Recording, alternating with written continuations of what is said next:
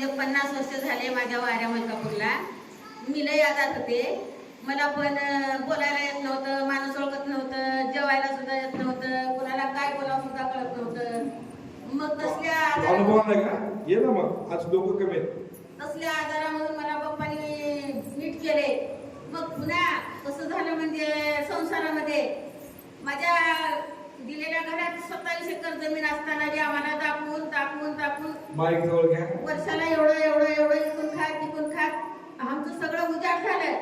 मग तेव्हा आम्हाला बाप्पा भेटले. मग हानी गावामध्ये एक भंडारे गुरुजी म्हणून होता मागाचा.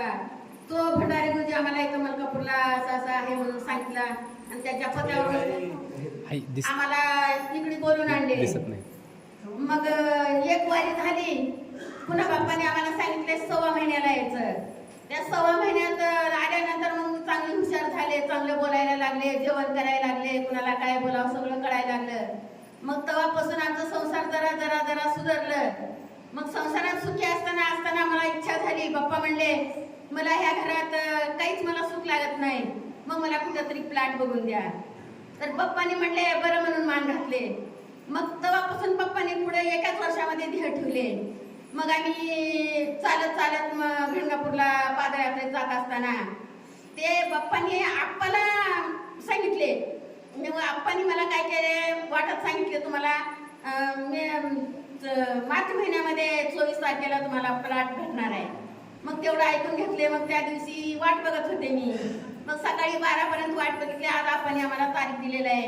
मग ह्या तारीखला काम झाल्यानंतर सांगायचं घरी. मग 12 वाजता एक म्हातारा माणूस आला. मग त्यानं मला काही सांगितला. आम्ही प्लॉट जाऊन बघितलो. मग संध्याकाळी बोलवायला आला. मग सगळं ओके झालं. मग पुन्हा बांधकाम व्हायला पाहिजे ना.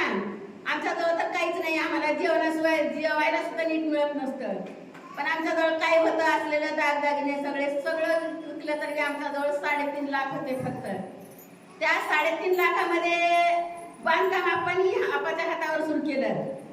कसं झालं एकदम आमचं बांधकाम पूर्ण होईपर्यंत म्हणजे 20 लाखाचं घर तयार झालं. आता ते घर 80 लाखाला असं मागत होते. आपण म्हणले नाही कायचं आम्हाला बंद करून टाकलं.